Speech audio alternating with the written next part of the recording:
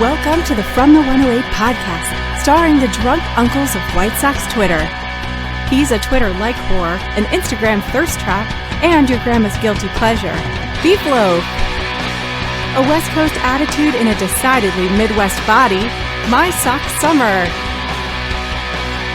And your host, he's sharing obscure music thoughts to give you time to hit the bathroom, Cheesy E.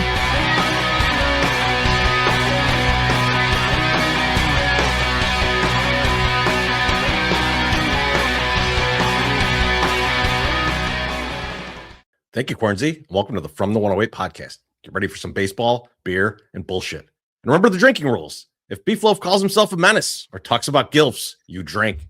If My Sock Summer begs for free shit or gets pissed on his hands, you drink. And if I talk music or say here's the thing, you drink. And of course, you can make all of us drink for just a tip of $1.08 or more. $1.08. Please more. Probably more. Less than more. But speaking of drink, fellas, what are you drinking? Beef Loaf, what are you drinking? We're running it back. I had such a good feeling last week, and I did drunken AMA afterwards. I'm getting the cherry brandy back in here. I did pretty good last week. Like, I did pretty good. I got one pour in my glass, but I think we're going to get through this cherry brandy on tonight's show. So that's got a little backup chaser. What's nice about something that's a liqueur like this is it's only 84 proof. So it's not as bad a ride as sometimes when you're drinking booze like this. You know, it's a little less. It's nice. That's the same as like vodka or like rum. It's like 40%. Yeah, that's a normal amount, Beef. I thought I'd be drinking something light, but it felt like last time. I had no problems. What else is on that shelf? Like Everclear and like Goldschlager. You know, like I wish there was Goldschlager on there. Let's be honest with ourselves. If there was Jaeger, it'd be gone. I would drink through that for sure. There's no question. I love Jaeger too, honestly. Get down. MSS. What do you got over there? Well, you know, we got a special guest tonight, so I was like, I want to be somewhat, with it and not just be drinking the 120 proof stuff. I got the Guinness. I got the Guinness pub cans back. Guinness did you buy? I bought a lot, didn't he? Yeah. I bought a case. It's like 32 or 24 or something. I don't know. 84 pack. It's Costco. It's a Costco case. It's big. It's a big one. Barely fit in this car. That's how big it was. I almost bought another one, but then I was like, let's finish the first one first, and then we'll get in there. This is still the first one? No, I'm just embarrassed for you, actually. I don't drink it. It's a casual drinker, you know? It's the only night I really drink. I do other drugs. I was going to say, it gets higher than a draft balls most days. It's okay. Now, I'll say this, Treasy and Loaf. I went to the Aldi over by my daughter's school, and I bought a bunch of $4 six packs of lava cake chocolate stout because they were $4 for a six pack. And they're 8%. So I drank one of them, and I had a really wretched headache the next day. So I was like, I don't know if I can drink these. But let me ask a question here about this. You've been more hangovers lately. You think there's something to do with the shot is dehydrate you a little bit? Like, oh yeah, for sure. A little bit. Okay, a little dehydration. Sure. Yeah, because that shouldn't give you a hangover. One of those shouldn't give you a hangover. That shouldn't be. I think that day, like I had worked out that day, but I also I don't think I drank enough water. Like I think I going to continue to drink water. I'm really bad at that sometimes. I'm drinking too much. I'm pissing like a crazy person, but I'm drinking a lot of coffee. Teresa, what are you drinking tonight? Am I piss? How dare you call Victoria? Close. That is close. Victoria is delicious. It is delicious. How dare you, fucking guy? I like that you've been on the beer a lot lately, Treasy. You like to go with the beer during the podcast. I pee too much. That's why I like beer, but sometimes I go away from the beer so I don't have to pee as often. The problem is I'm hosting. It's tough. Like, so I gotta. Yeah, I got to ride the crazy train here and get things in place and make sure that everything's going right. Yeah. Press all the buttons, and then after the show, I got to get the podcast up. Yeah, right. Like, so I can't. If I go whiskey, I'm gonna be a mess by the end of it. So hang on. If we switch spots, you like that, and I host, you'll get shit faced. Is what you're saying? You won't get shit faced if you do. I'm saying I probably drink whiskey. I think I probably drink whiskey. Yeah, we should drink whiskey. That's what I'm saying. Maybe we should switch. You know what? When we do the long form one, there's not really a lot of. I'm happy to put the thing up.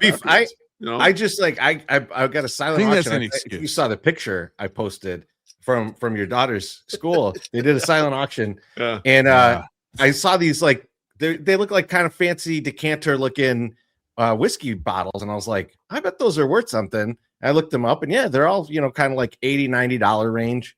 Yeah. So I put in a bid that's well beneath the value, and I won. And so I went to pick them up.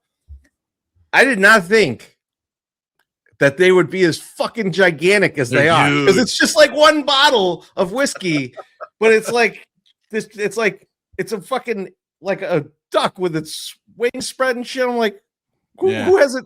Who's making this shit? But I got like no room for this stuff. It's all juice in a corner. How do you pour it? Does it take multiple people to pick the bottle up and get it poured?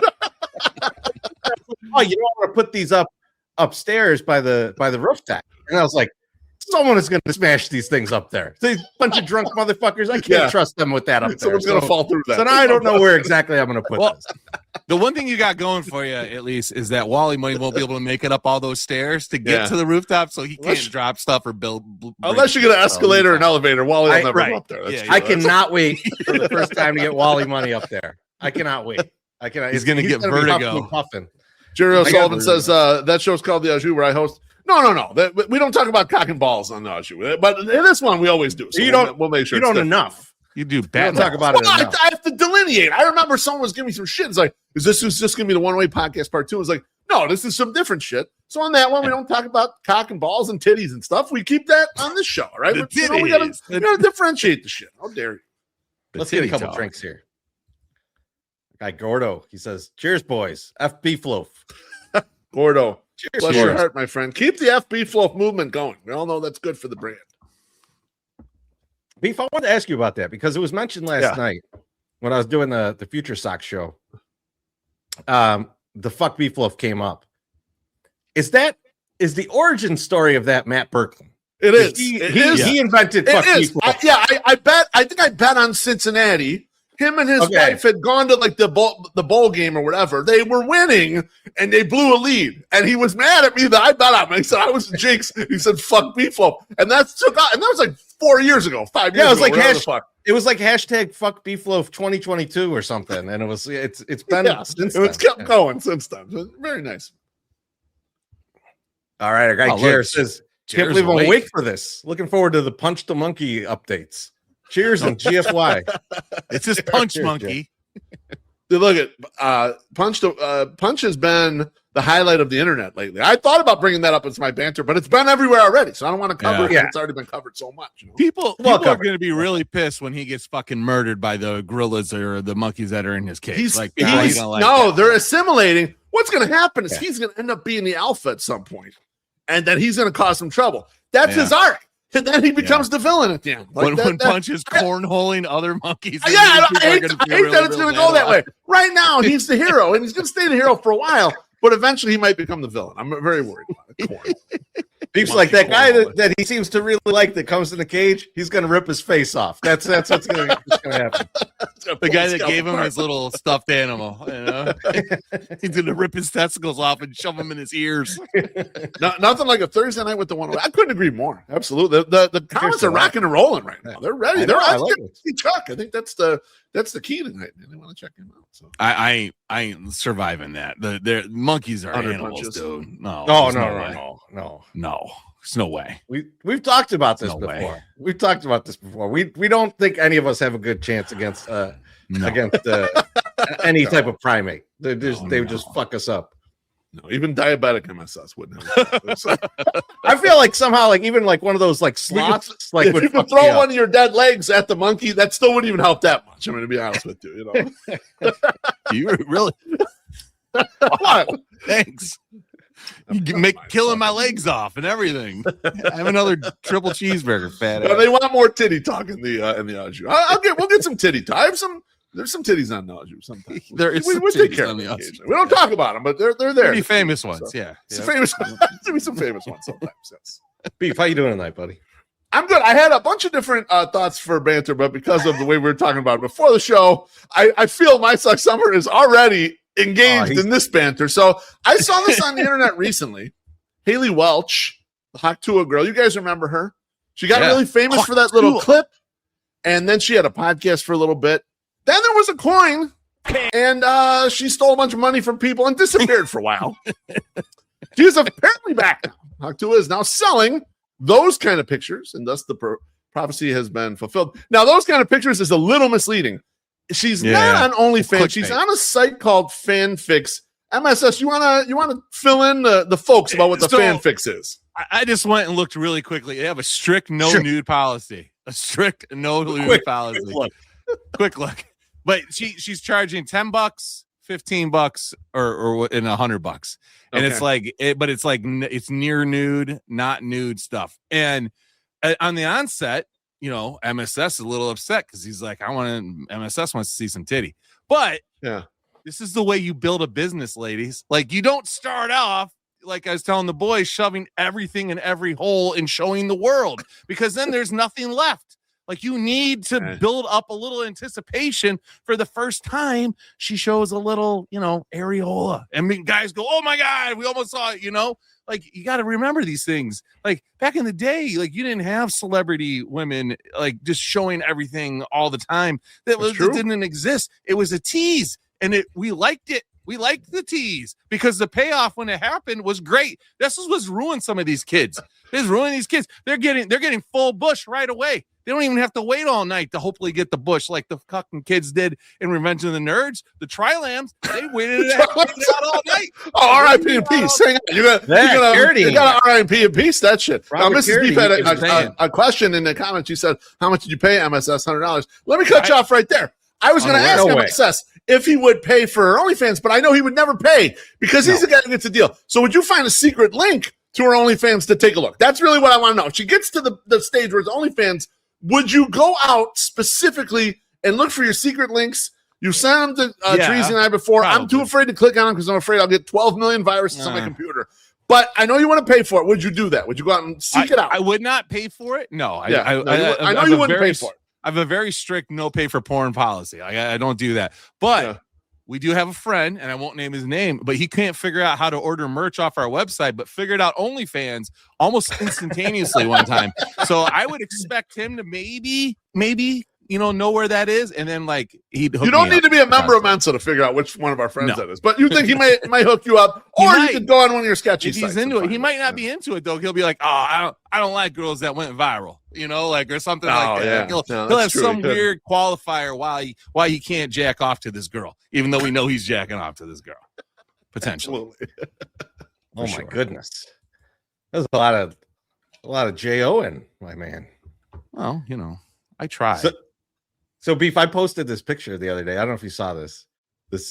Oh shit, is that Maradona? So, that is Maradona, and like I posted it. I kind of felt like people didn't know what it was about when I posted it because like I forget, it was like a Hall of Fame thing that I posted it to, and like very little reaction to it. I was like, maybe people, either everybody knows the story or people don't know the story, and so they didn't quite get what's going on here. So this is like, I'm gonna lay it on you guys and see if you enjoy yourselves with the story. But this is in Argentina. This is back obviously a while ago, and the Oasis is touring. They're playing a big show in Argentina. They go to this place afterwards. They're drinking and stuff, and they see like this whole group of people come in, like this mob of people, and they just like go right by and go upstairs. But Maradona's in there, like it's his crew going up there. Okay, and so the brothers are like, hey, can we go up there and check this out?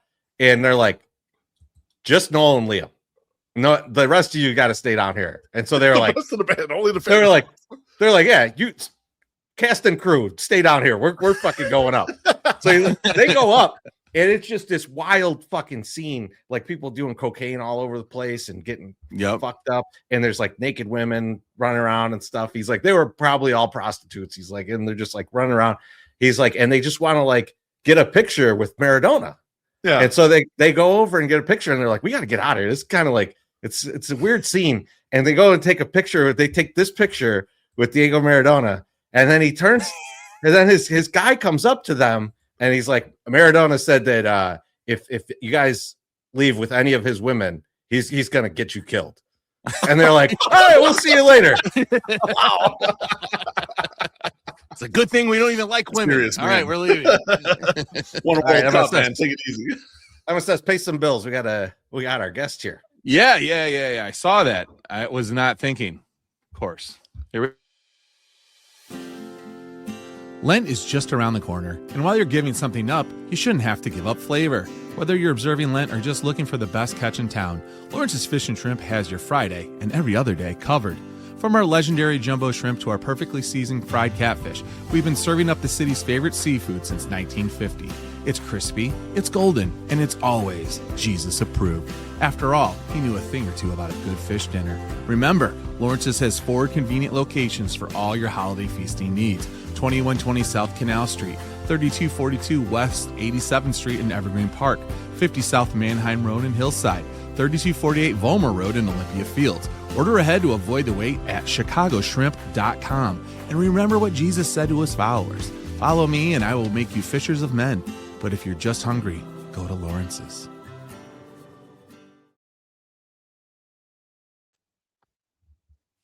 All right.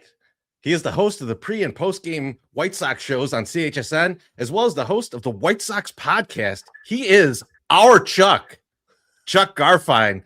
Chuck, welcome to the show, man. Good to have you back after a long time. Yes. It is great to see you. I got to start with this. My Sox summer. High five. Can I get a high five? Yeah. High five? That's an inside joke, or maybe it's outside joke. Maybe some people know about that. I don't know. He complained about it on the show. He complained about the lack of high fives. Yeah, no, he did already. Yes. I complained about it on Twitter because all these guys are coming out, and I was like, oh, the broadcast crew loves me. They're going to high five every one of you. You don't high five me. Brooke Fletcher, I understand why she doesn't high five me. I get that. But Connor McKnight, like, who does he even think he is that he can't give me a high five? In your defense, usually when MSS has his hand out, it's for like some free stuff. So I get why you didn't even acknowledge smart it. not to high five. No, absolutely. I'm just gonna say this here, right now. I'm gonna admit it publicly. Before I went out there, I said to myself, if I see my Sox summer, I'm totally big time in his ass. Yeah. I respect that. I love that and respect that. We're clipping that, Treasy. I gotta be honest with you. I mean, I think you understand, like, when you walk out there, there's just people. I don't even know what I'm even looking at. I'm like, hi. I didn't know you were out there. If I knew you were there, I would have looked for you. You know what's funny? You say that, Chuck, but my daughters were right next to me, and they got 97 T-shirts from all the people because they came out. They're like, "Oh, 2 cute kids here have a T-shirt." Maybe they just don't. They don't see me because they see the little beauties next to me, and they're like, "Yeah, there you go." Maybe what I was doing was I wasn't looking at the people in the front row. I wanted the people in the cheap seats. I was looking at man of the people. That's man of the people. Exactly. The regular folk. I believe it. It's okay. Now, you're forgiven. You're forgiven. Now, before we get into any serious questions, Chuck, my wife and I share the same sentiment. You're so tan right now, and I'm jealous as fuck, man. It's got to be nice in Arizona right now, right? Okay. So it is. It's. Whenever I'm here and I'm talking to people in Chicago, I try to not talk about the weather because I know what it's like to be in Chicago in the winter, and there are people somewhere warm, and it pisses me off. But you asked. The high today was like 88 degrees. Oh, that's so nice. And I put like 65 on my face every day. There's a lot of sun, and it is. I got some of that Jewish skin, and I.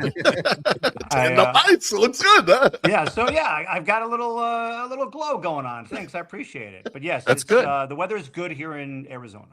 Love it. Chuck, something that's been a long time on the internet is this picture of you in the section with us holding up this beautiful sweatshirt. Just for the people who continually ask us about this, can you just settle this once and for all? Was there a gun pointed at your back to take this picture? It was a knife. Yeah. It's way more believable that way too. One of those plastic ones that you can get through security. We know. It's like the shiv in prison. Yeah, I mean, I enjoyed coming to see you. Why was there a big joke about that? By the way, I don't understand it. I don't know. It like we our fans harass us. That's why, Chuck. We put that picture no matter what, they love us, but they can't stop giving us shit all the time. And so that was like the sentiment. Like, what did you guys do? You know, you got them tied up and bound there. It's a hostage photo. It's like everybody made it a hostage photo. So. Now, Chuck, go ahead, below. I wanted to ask you about this.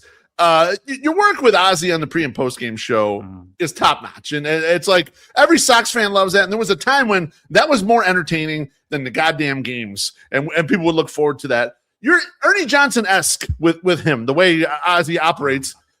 What's your approach to get the best out of Ozzy when you know you're going into doing pre, especially post, because you get after the game? Well, I mean, if you put my name in the same sentence as Ernie Johnson, I mean, that is a compliment and a half. I mean, he's like next level. So, but I do what I am trying to do. I'm not thinking of Ernie Johnson, but that is my job, is to drive the show and don't drive it off a cliff. And there's a lot of things that go on in a show. What I do, I'll just speak for myself. What I do is I'm always like doing whatever I can to be prepared. Anyone who's ever worked with me, I really work on preparation so that when the show starts, I am chill. I'm relaxed because I know I'm ready for the show. So it's a combination of information and then improvisation. Okay. I need to be open and present to whatever Ozzy says, to whatever happens in the game, whatever might come to my head, and be open and willing to take the show any direction possible. And I like that high wire act of the pregame show and the postgame show. It's even more so on the post, but we could plan a pregame show. And by the way, we have great people at CHSN behind the scenes who I'll come in with thoughts on a show or thoughts on what we might want to do. And then they share their thoughts and we just have a great thing going and it ends up on the air. But many times, like we have a show, it's a pregame show, the game happened the night before, and Ozzy has a thought that just pops in his head, and all of a sudden the show is going to go that way. And I'm going to go that way, and everybody will do the same. So with me and Ozzy, there's a trust factor, there's a friendship. Yeah. And, you know, I know how to push his buttons. He knows how to push mine, and we will go wherever the show needs to go. And he'll say things just off the cuff during a game. And I'm like, that's good stuff. That's for the show. And then we save it for the show. Or we talk about it and then we still talk about it on the show. So, you know, I've got a great partner. There's so many, I'm just lucky. He's a former player, former manager, current comedian. He's just so funny. I was going to ask about the watching during the game when you're watching. How much of the observation of like, what's he really getting into? And then does it pop in your head like, okay, there's where I'm going to drive him to that spot or whatever. It does sound like you do capture a lot of that stuff just from when you guys are watching the game together. Yeah, and we've got a lot of stuff that's just built in that, you know, I'm always looking for. But, you know, he sees the game. I mean, I'm probably playing checkers and he's playing chess. And he has a lot of thoughts about the things that I would never see, ever see.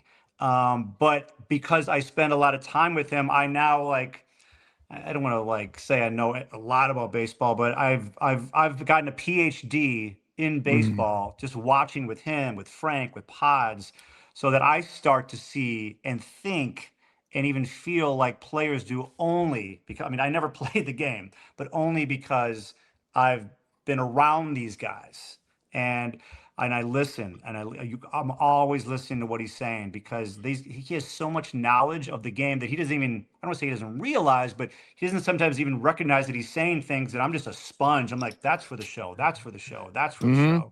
And I want to put it on the air because I know if I'm excited about it or interested in it, you guys, all White Sox fans are going to be interested in it. Oh, absolutely. Oh, by the way, I have a drink here too. Oh, yes. Cheers, Chuck. Cheers. Love it. Chuck. That's a big one too. Good looking I went to the CVS. I was just looking for one beer. I got a big one. I love it. They don't sell the single serves in like 12 ounces, man. You gotta get your money's worth. Right? Get my money's worth. There you go. You got to drink that fast before it gets warm, though. Now, Chuck, you also do the White Sox podcast. And so throughout the year, you get many, many hours of material from players, and you have to generate that. And sometimes, you know, players vary in the amount of personality that they have. So when you're looking at this team, and there's probably some fringe guys on the team may or may not make the team, who's the guy you're rooting for to make this team purely for the interviews? Like this is gonna be a guy I could go to all season, just a ton of personality. I got two off the top of my head.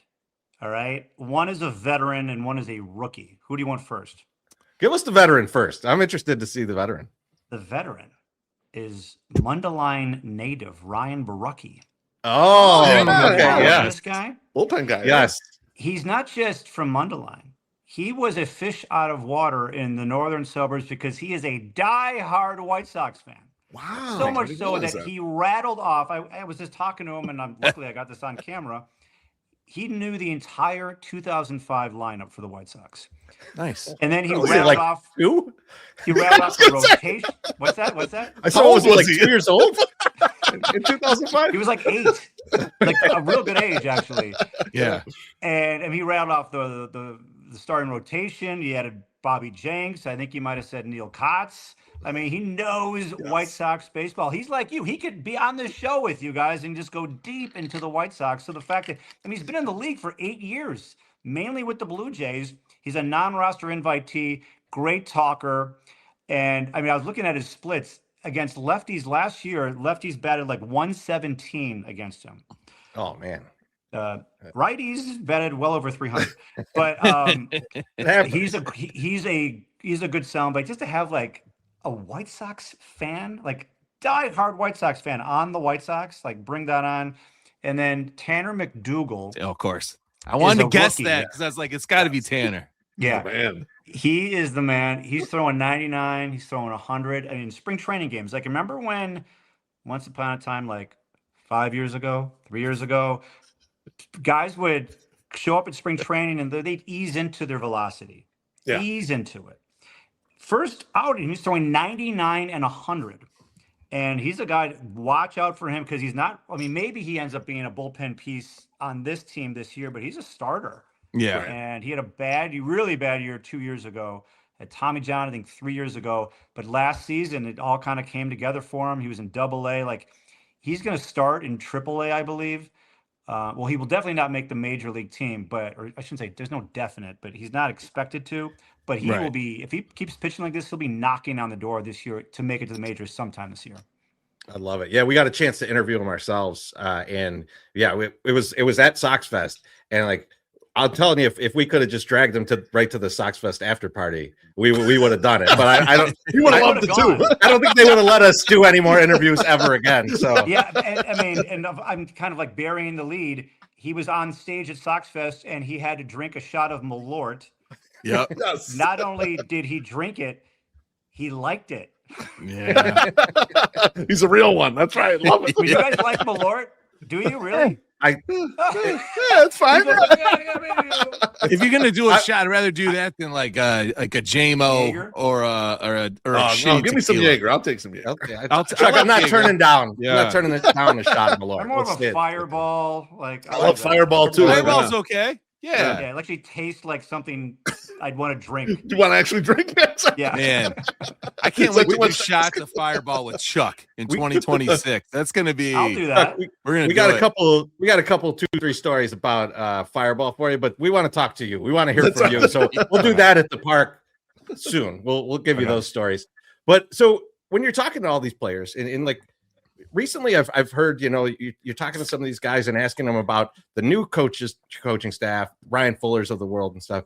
And there's some things like that you start to hear like, oh, they communicate really well, or they can explain this to me really well. Is a lot of that just kind of like player speak, or have you seen an actual shift from the Grafal era to Venable era about the way they talk about the coaches? Oh, the way they talk about the coaches. Yeah. The way the players talk about the coaches. Okay. You stumped them, Chorizo. Let's just say the previous era, there was a lot of things that were not good, right? So I don't need to really get into the weeds on that. We all watched what happened. Right. What I can tell you is that there is a lot of respect that this current team has for Will Venable. And I mean, even like Jared Kelnick, who is a non-roster invitee, he may make the team, he may not make the team. He's been here for like 3 weeks, and I had him on my podcast last week, and he was like, he said the most glowing thing I've heard any player say about Will Venable. He said that what I love about Will Venable, I'm kind of paraphrasing here, but he said he's going to hold me accountable. He said that he is going to get the best out of me, and he is going to put me in the best position to succeed. And he's only been here for a few weeks. I think they like that he's played the game. I've heard that a lot. Right. He is comfortable in his skin. He commands respect, and they want to play for him. And I didn't get that same feeling about Pedro Grifol. No. Okay. I mean, that's meaningful because like it just does. You hear this stuff all the time with players, right? Like they know how to talk to the media and things like that. So you hear some of these things, but you know, if you're much closer to it. So if it really feels that way, that's good. I'm excited about that. That's something that we kind of hoped was the case, but it's great to hear. People are asking me, okay, first off, I want to tell you what I'm hearing from White Sox fans. And I think it's probably what you are, even if not feeling, you are hearing too. People are excited about the team. Are you guys feeling that? Yes. Oh, absolutely. Yes. More much more. Yes. Years. Right. Yeah. So they're asking me about, now I'm getting, well, how are things going at spring training? And my joke, I always say, it's not really a joke, it's kind of serious, is like, I don't want to drink the Kool-Aid here, but oftentimes I chug it. Yeah. Because it's spring training. Like you just think about the possibilities. Right. Yeah. Right. It's all open. It's a new season. Yeah. And I can't stop myself from feeling that. And then the season starts. Yeah. And then like all that spring training vibe can easily go away. But what I am seeing so far from this team is that they like each other. They want to play for each other, and they have very high expectations for themselves individually and for this team. And what happened at the beginning of the last year left a really bad taste in their mouths, and they love how they were able to come together last year. But I also heard this from one of the young guys. He said last year when we went 28-37 in the second half, we were just individually just trying to figure out Major League Baseball. Yeah. They weren't trying to really like win games. I mean, yeah, they wanted to win, but they didn't really know how to win games as a unit. They were just like, I'm in the majors. Like, how do I like succeed up here? Right. And now that they've had a taste of it and they've had like some success as a team, as individuals, they feel like, okay, now we can take what we learned and really make a dent in what people's expectations might be for this team. Not much is expected from this team. Right. And these guys want to go out and prove a lot of people wrong. Is it going to happen? I will never guarantee anything. Yeah. But fingers crossed. there is the potential for these guys to take the field and surprise people in April. And have you looked at the April schedule? From a weather standpoint, this is probably the best April weather schedule for the White Sox I can remember. They start because like these guys don't know who wants to play in the cold. You need a little bit of a break. Right. Last year was the worst April schedule I've ever seen the White Sox play. They only had one warm weather series in April, and it was in Sacramento. They start in Milwaukee, then they go to Miami. They have 2 West Coast road trips, I believe, in April. You know, they could still have a terrible April, but you've got that helps your offense. So I like that can help them get off to a good start because I've been praying for a good start for this White Sox team for a long time, and it's been rough. Yeah. Lately. I think you just answered my question. I was going to ask you, can we get a spring training clubhouse vibe check? And I'm going to say that you're giving it like a 2 thumbs up, like kind of the vibes. And like I asked Scott Merkin this at our after party, but like he credited Davis Martin as like the leader, like bringing a lot of people together and just making the like things be fun again. Is there another guy out there that's like kind of bringing all the guys together to like get this vibe good? You know, Davis has a big role with that. He's a pitcher. I've always wanted a vibe guy who's a position player because they take the field every day. Right. And that was in my opinion, a big downfall from the last regime, that they didn't have one of those uniters, those glue guys who's a position player. Right. Because as we saw the last era, like they were just kind of doing there was a lot of freestyle and doing their own thing. There was no one like bringing them together, holding this guy accountable, that guy accountable. And I mean, last year, I think Talkman had a role in that. Michael A. Taylor was huge in that. Oh, yeah. That's right. I think Austin Hayes is going to be that guy for this offense this year. And if you look at what he's done, he did that in he was around it in Baltimore. And that team, if you look at it, they went from 110 losses to 83 wins to over 100 wins. Yeah. I'm not saying this is a thing going to happen with the White Sox, but he knows what it's like to turn the page. And he was with the Reds last year, and they were a young team, and he kind of fit that role of like looking out for guys. So I think he's going to play a big role this year. Nice. Well, thank you. Yeah. Now, Chuck, the Sox have a bunch of roster decisions to make, tough ones, in my opinion. Corey Lee, there's the outfield trying to get that group together, the bullpen. Do you think the fact that we're at this point in spring training, it's an overall sign of health for the organization, that there are position battles and there are talent around there where you're like, well, I don't know if they could fit all these guys on this roster? So I think, yes, it's a sign of definitely better competition. Not a, I would say a like 90 win team competition. Let's be honest. Correct. I think they've done really good in the draft the last couple of years. And I think you don't know how these prospects are going to develop, but I would love if enough of these guys the last couple of years start pushing for AAA, you're going to see even better competition going forward. There's a lot of guys there by raising a lot of eyebrow raising I've been doing lately, but you're starting to see like Sam Antonacci, guys like that pushing the envelope, and even like this guy Tanner Murray. He's looked great. Who is this guy? Out of nowhere is like the king of the camp. Hit another home run today. Hit one against the Dodgers. I mean, he's playing great. He's going to give them depth at shortstop in AAA. White Sox haven't had that. It's been a while. Right? It's been a while. Agree 100%, Chuck. I had to ask this because we've had him on the show here, and he's your old partner, Ryan McGuffey, friend or foe, and do you miss working with him? Why would he be my foe? Well, you're against each other. The recap show against the White Sox podcast. Okay. You're competitors now, Chuck, whether you like it or not. So that's why I got to ask the question. Okay. Well, first off, if you remember, I don't know, maybe you didn't hear it. Our last podcast we did together, we were literally crying on the podcast. Crying because we couldn't be together anymore. So he started his own podcast. And so that's I'm sorry, I'm getting texts from my wife here. Not about that.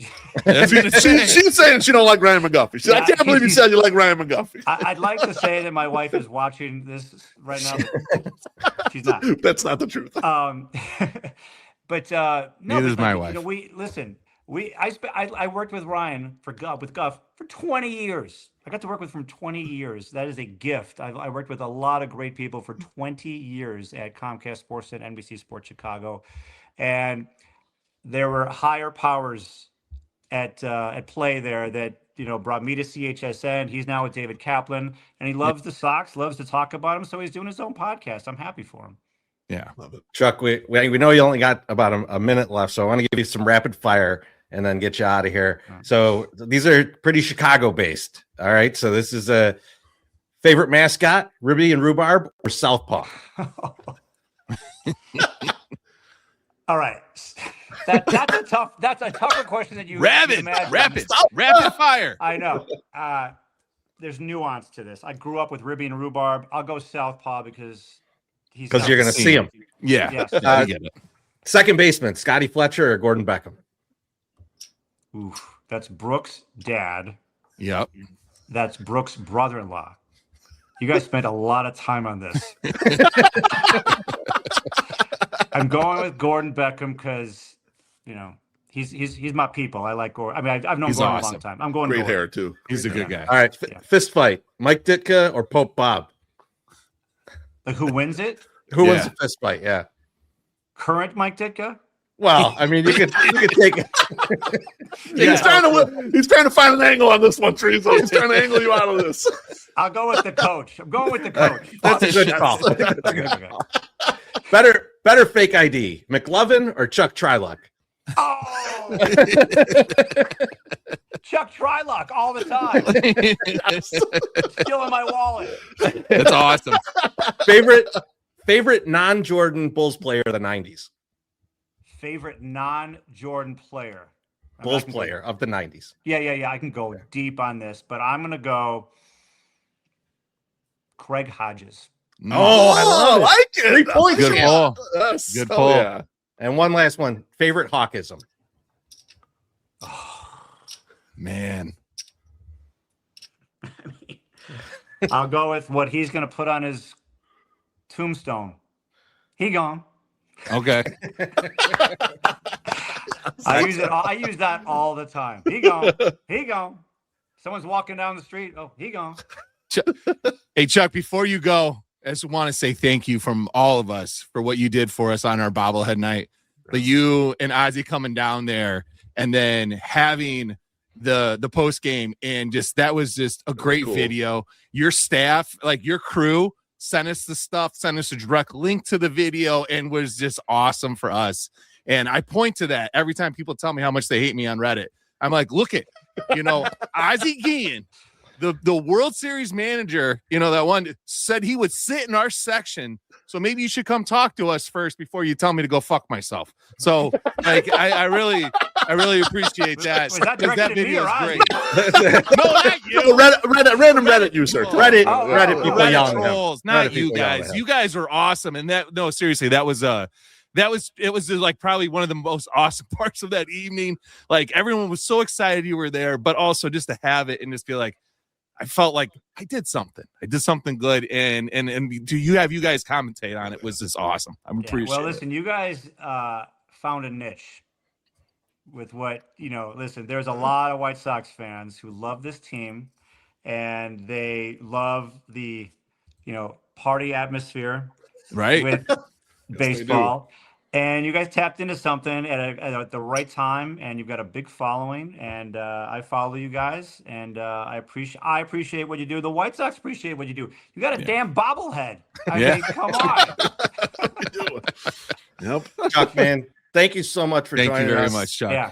Hope the spring training and the whole season goes really well. And we'll talk to you soon, man. Thanks a lot. We'll see you. See you guys. Thanks for having me on. Thanks, Chuck. Chuck. Be good, Chuck. We should have harassed him that was awesome. to make sure that he says that he will come out to the 108 this year in broadcast, because he said that at the end of last year. But he came on the show, man. You don't got to. Why gotta harass him about other stuff? You're just asking for more free shit, Teresa. This is MSS. That's why you don't free shit.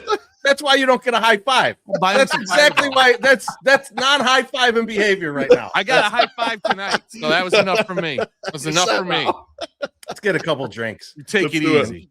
Sorry, Trey, I didn't get this while Chuck was in there. We had a limited amount of time. Yeah, we had limited time. Sorry about that. But thank you, Trey. I appreciate it. Trey, bless you. Cheers, Trey. Trey's probably drunk, or not, probably high, so you don't really care. High. No, he's probably yeah. Yeah, there's no question. He's enjoying a great Brooks Baldwin spring training. That's what he's. Oh, he really is. Yeah, Brooks is killing it. So, Chuck, thank you for the drink. Oh, thanks, Chuck. Appreciate you. From one Chuck to the next Chuck. Thank you, Chuck. Double Chuck action. And then our guy Joey P says, "Salute to a great 2026 season, Modelo gang." Yeah. Oh yeah. Cheers, Joey. I'm drinking their fancy product, so that's how it do be. Oh man, lost my place for a second there. Now fall off your seat, kid. Now MSS, we didn't get to you on Banter because Chuck showed up. You got anything you want to talk about today? I do, but I could save it to the GFY too. But let's just do this because I got a good GFY also. This week on 104.3, the sports station in Chicago, the Dustin, the guy that works with Mully and Haw, proposed. Yeah, he's like their executive producer, right? MSS, don't do this. I'm doing it. We're doing local look later. Oh, okay then. Okay, good. I'm glad that it got cut out. Because I was, you know what? Teresi, I was going to ask you this before the show. I was going to be like, hey, does anybody have this for their local look? So, okay, I'm glad I didn't do it. So, no, I don't have any banter. No, it'll be a whole segment for you. All right, good. I think it's time for a little bit of White Sox talk. Oh, look at that MSS picture. Damn, that's a great bobblehead. Got my crow's feet right on the flow. eyes and everything. Look at the flow, though. Oh, dude. I wish my hair looked like that. MSS looks as happy as he looks in this. I feel he looks kind of tough in his bobblehead. Form. Yeah, no, you're right. You know? That was high MSS, and the bobblehead was drunk MSS. Drunk MSS is a tough looking guy. No, absolutely. I still get drunk. He looks high right there. I just have to have the whole next day off to make sure that I don't have to do anything because I just get extremely hungover. Laying in bed or on the couch is of course. So MSS, cool. Give me your way too early thoughts on Murakami. So this was something that I had to like really think about because I haven't watched a ton of games, and then he was out today, of course. And so I just signed up for my CHSN free thing as a season ticket holder and MLB TV. So I've been throwing it in the car and then kind of going in and out while I'm at pickup because the games start about 2:00, and that's usually when I go to do pickup. Now, my early thoughts are he's going to bring some eyes to this team that normally wouldn't be on the team. We know that, right? He also has a different flair out there when he's playing that we haven't really seen from some of the guys at first base. Now, here's why he's different than say an Andrew Vaughn that was out there, or any other somebody trying to prove themselves in spring training. He's already a proven star. He's a bona fide fucking star in a different league, but now he's going and trying to prove himself at a different level. And I think that in itself brings along a lot of new, fun, exciting things to watch. Because you have a guy that he's a rookie, right? It's like Jose Abreu, going out there, and he's got the motivation out there just to go out and say, I'm going to smash the shit out of this fucking ball. I'm going to play my ass off, and I'm going to leave it out on the field for at least the next year, 2 years, and then, do what he does after that. But you got 2 years to really show him what you got. And I think that's something that is exciting. And that's what I'm kind of looking forward to. I had to bring up this comment. It sort of looks like Lorenzo Lamas. He does. It does look like Lorenzo Lamas in a bobblehead. A little bit there. We do not align politically for those at home. I just want to make sure that is very. Let's state that you guys are not on the same side of the. Not on the same page. We probably started at the same page, but he kind of started drinking the Kool-Aid. So you're saying he didn't watch the Kid Rock halftime show? I agree.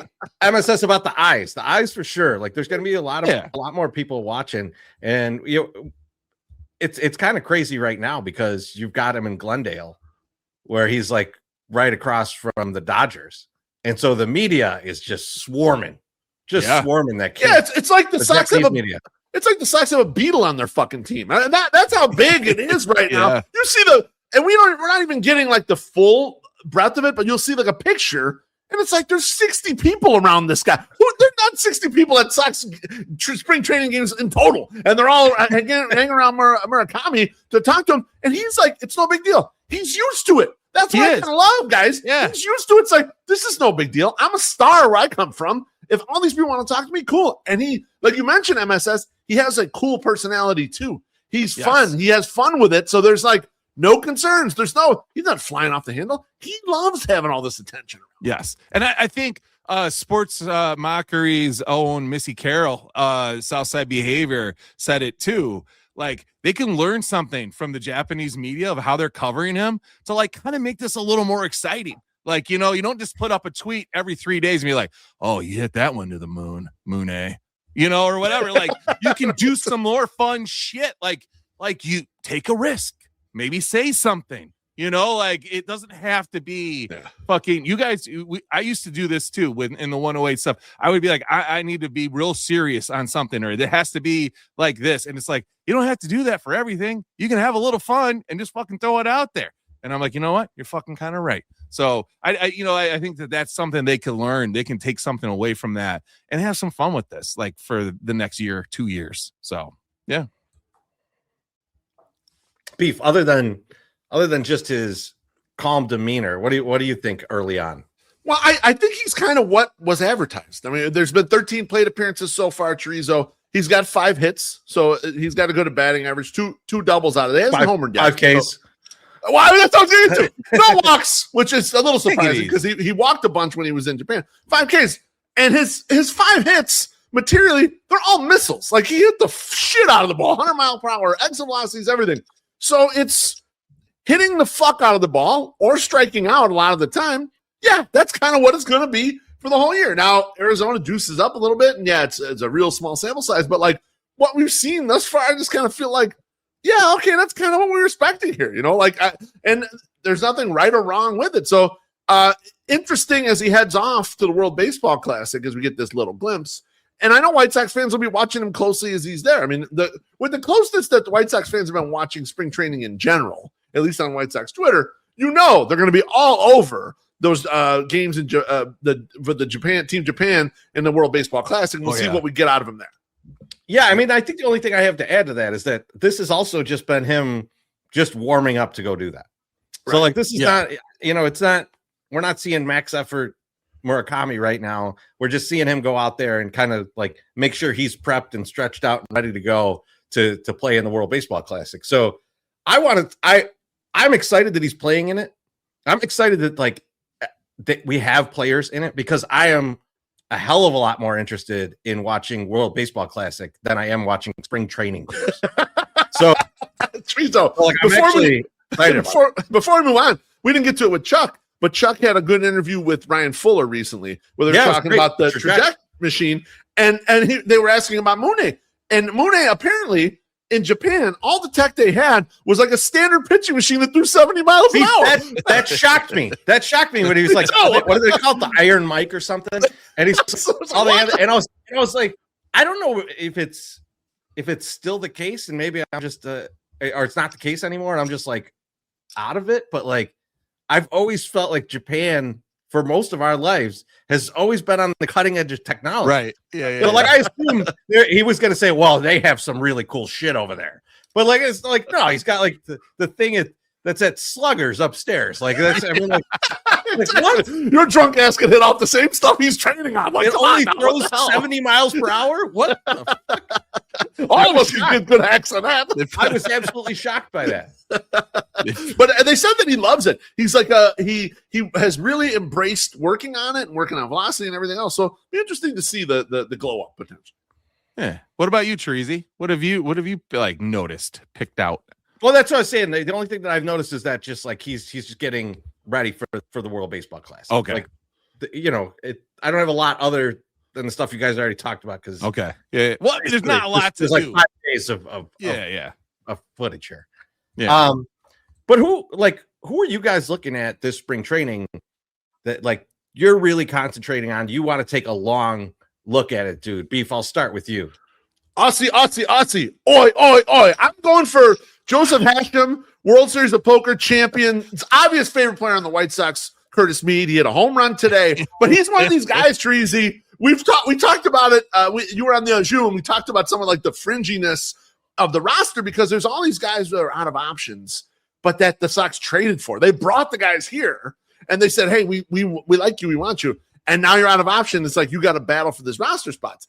And Mead is definitely not like on track to start anywhere. Like he would most likely be ready to start at third, but because you brought Mune in, you moved Miguel Vargas over to third. He doesn't kind of have a spot there. He doesn't have platoon advantage. He's a right-handed hitter. So he like, there's not like an easy fit for him on the roster, but he is one of these guys that was a top 30 prospect at some point in Tampa. He has the high bat speed, which the White Sox have been looking for, kind of add more power. And he's never really unlocked his power, right? So you think, okay, get him with the hitting guru. Can we do something here? And so, like, he's one of the guys where, like you mentioned earlier, spring training is fucking meaningless generally, but he's a guy like his 40 or 50 plate appearances in spring training, meaningful to me, at least, from seeing, like, does he have a shot at making the team? Yeah, that was actually Beef. That was gonna be mine. I'll have another one, but like that was gonna be mine because one, get to watch him in the World Baseball Classic, but right. Two is that like him being good is gonna cause chaos, and I just love it. Like I want to see like what happens if he's good. What are they gonna do? What how are they gonna do this? And like, what if he's good and like Lenine is good in spring training? Like. you're in a weird spot. So yeah, I think that could be a lot of fun. And that's why I was asking Chuck too. Is like these are good problems to have. If these guys who kind of options are all good, you got to maneuver the roster and figure out how to keep all the guys you want. And so I hope Curtis Mead is one of those guys because what we really need to stack is hitters. Like a lot of people want to get rid of Lenyn Sosa. You can't do that yet. We don't have enough hitters to get rid of Lenyn Sosa. Someday we're going to be able to get rid of him, and maybe that day's coming soon if we can stack him. But we'll see what happens. Old guy at the gym goes, "Hey, I was looking at the roster, and what are we going to do with that Lenyn Sosa guy? He's good for 20 home runs a year." I go, "Well, he was last year."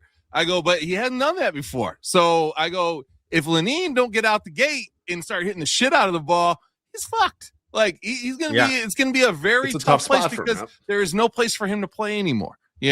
So yeah, that was something that came up. But my MSS, who's the guy you're looking at though? This is gonna sound weird because it's a guy that we've seen before and we've seen him out there and we kind of know what he can do, but I got to see what the extent of what he can do this. And it's Brooks Baldwin. Because we need a guy that is going to be able to play the position.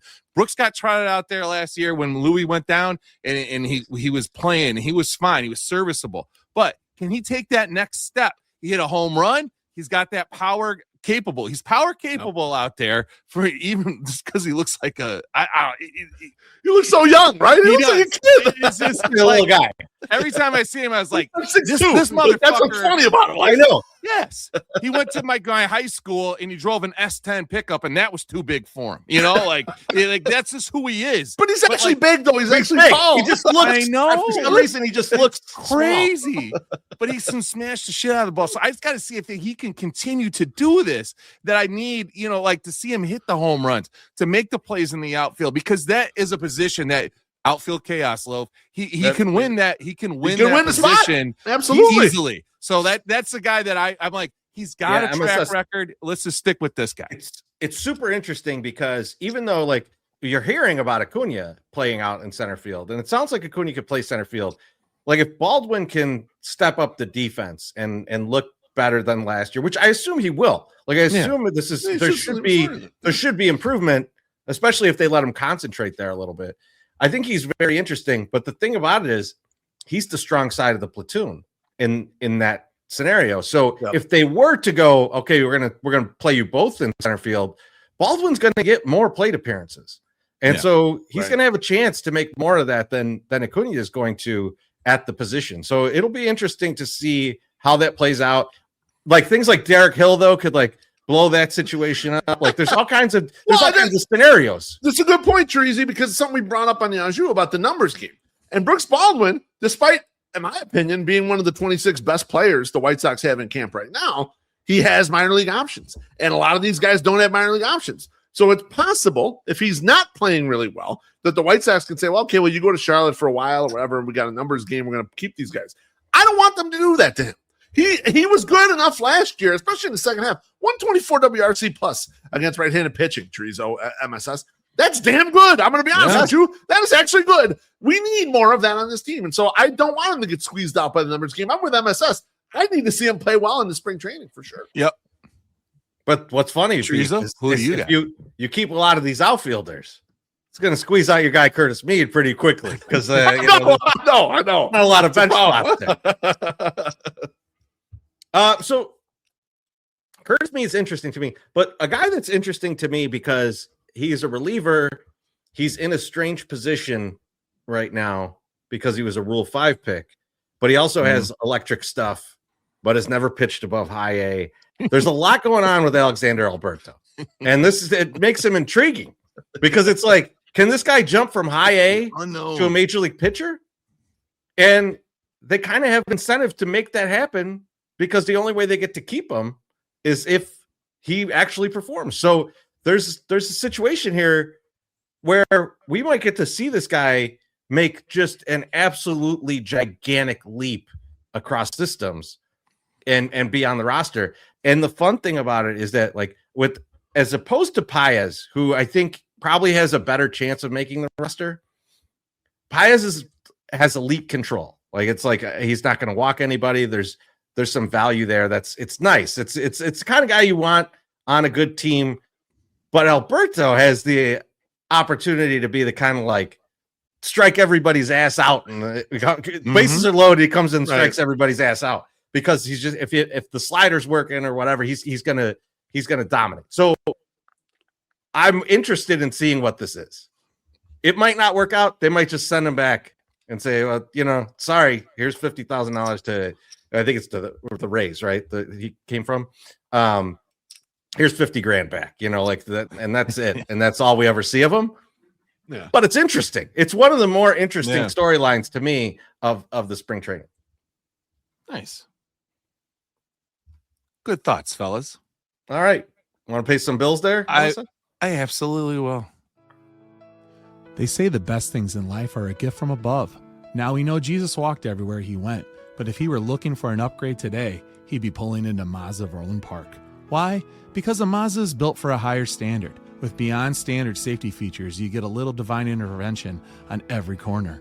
And our iActive all-wheel drive means you're always on solid ground. No walking on water required. Need to transport the whole ministry? The Mazda CX-90 has 3 rows of premium seating, giving the apostles plenty of legroom and enough cargo space for all the loaves and fishes you can carry. It's elegant, it's humble, and its soul of motion design is truly a blessing. Visit Mazda of Orland Park at 8910 West 159th Street in Orland Park. Schedule a test drive online or by calling 708-444-3200. Experience the drive that's truly heaven sent. Mazda of Orland Park. Higher standards, heavenly rides. All right, boys. It's time for the local look. How is your tweed suit? How's your tweed suit these days? I put some elbow pads on it to really bring it up a notch. Yeah, go over at IIT and talk to the young co-eds and tell them how good you are. If you I walked by IIT the other day, and like some of the, I think these are no longer used dorms over there, but I like walked by them and I was like, oh my God, these are shitholes, man. They really need to upgrade over there. That's where the rats live. That's my local look this week. What the fuck, IIT?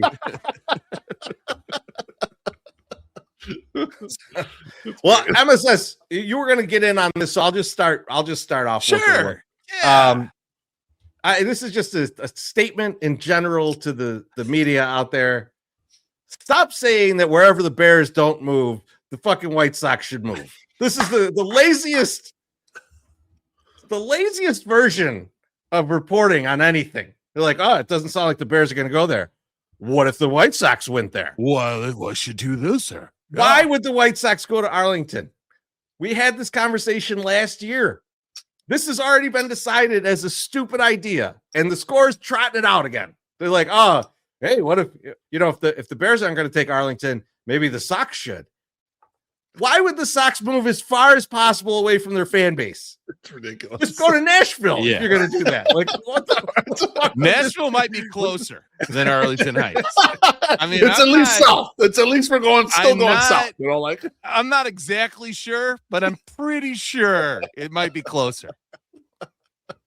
I agree 100% with you here, and I think it's latching onto this broader thing with regards to like sports talk radio.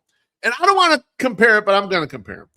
Do it. If you ever listen to Pardon My Take, which that's here in Chicago. That's actually done here in Chicago. I know it's a little more of a national thing or whatever, but Dan Katz, Big Katz, a Chicago transplant, been here for a long time and considers himself a Chicago guy.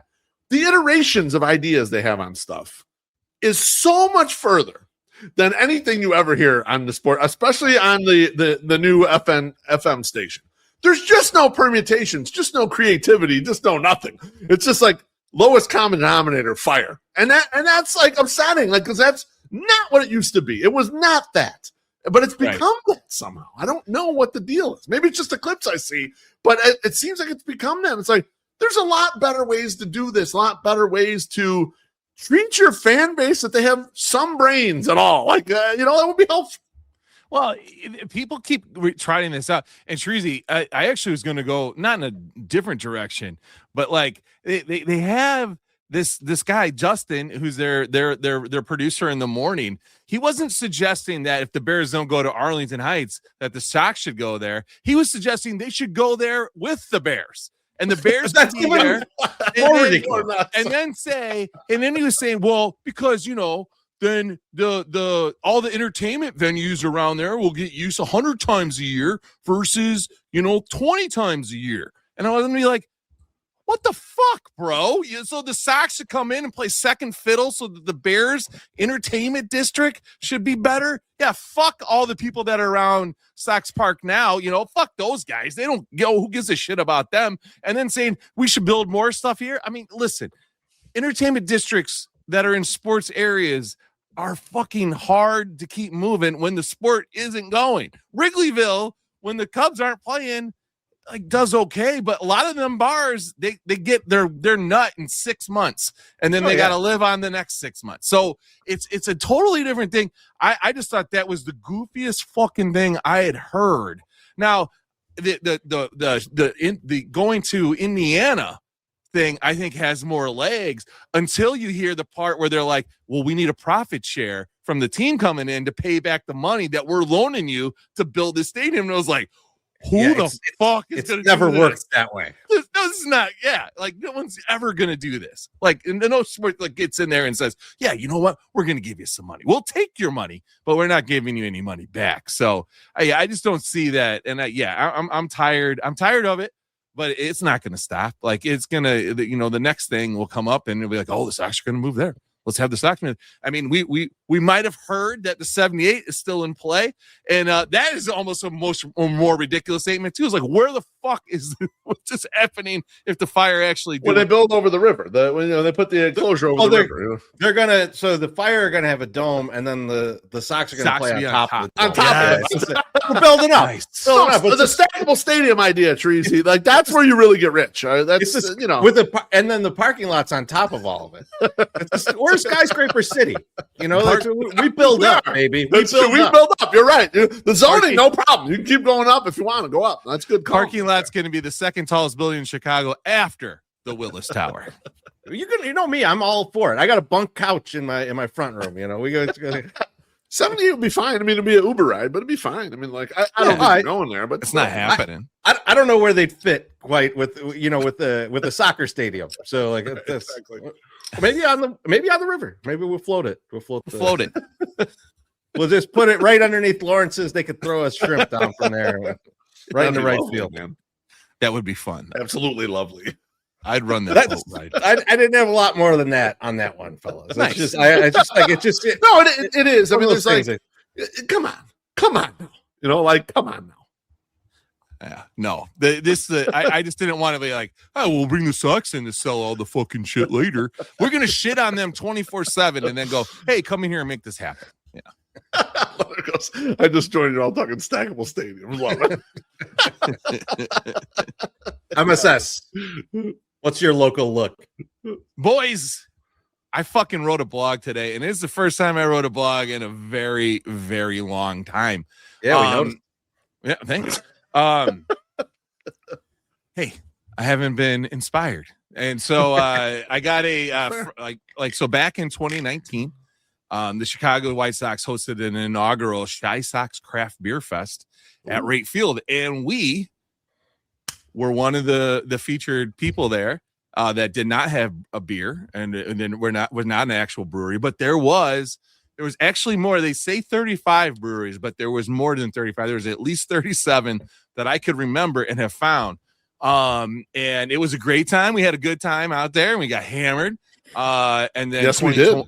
And then 2020 happened, and it fucking ended. And not only did it end the Chi Sox Craft Beer Fest, it also, I'm getting to you, dickhead. I hear, so not only did it end that, but it ended a lot of the beer companies or beer breweries that were at this event. Now, a friend of the 108 who just nicely responded and said, thank you, you're welcome. Matt Ramsey sent me a text lamenting that Weiner Beer Company, which is right up the street for here, down on the 43rd or 45th, had just closed up shop or was closing up shop. So it got my brain thinking, and I said, how many breweries from that Chicago or the Chi Sox craft beer thing had closed since like that event. So I went and looked up. I went to the great internet, Al Gore's greatest thing that he ever gave us. And I went through and just Googled all these places to see if they still existed. All right. So here's the list. 350 Brewing closed in 2022. 3 Floyds still open. 5 Rabbit Brewing closed. 18th Street Brewing open. Aleman closed in 2022. Alulu Brewing open. I've never even heard of them. Ballast I've Point been there many times. Yeah. Closed in Chicago, but they're still open, like nationwide. Bing & Gavel, which I remember was like a judge that was the first brewer, and they're in an old courthouse. Shockingly, still open. Blue Nose Brewing, they closed early in 2021. Collective Arts Brewing is open, but they're in Canada. Goose Island, still open. Guncraft Beer, closed. Half Acre Beer, open. Horse Thief Hollow, still open. Illuminated Brew Works closed in June 26th. That just came out yesterday. Well, I was like doing the blog, like they got in there.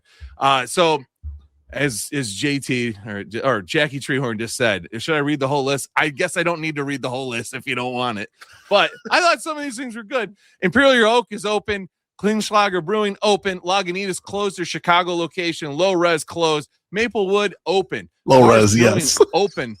Metal Monkey Brewing closed in 2023. Moody Tongue is still open. Motor Row, once looked at as a possible site to have a 108/Sox Machine event, closed in 2020. They didn't even make it out of the pandemic. Noon Whistle still open. I blame Nelson for that. God, Noon Whistle so good. Pipeworks still open. Pollyanna open. Rabid Brewing open. Ravinia closed because their name got taken over by the actual concert venue, and they were pissed. So they are closed. Revolution Brewing open. Short Fuse Brewing just closed in 2026. Surly Brewing is still open. 1090 Brewing, which one is the MSF's fave, they closed in 2024. Tribes closed in 2023. Twisted Hippo is closed, their brewery, but they are still brewing beer at somewhere else.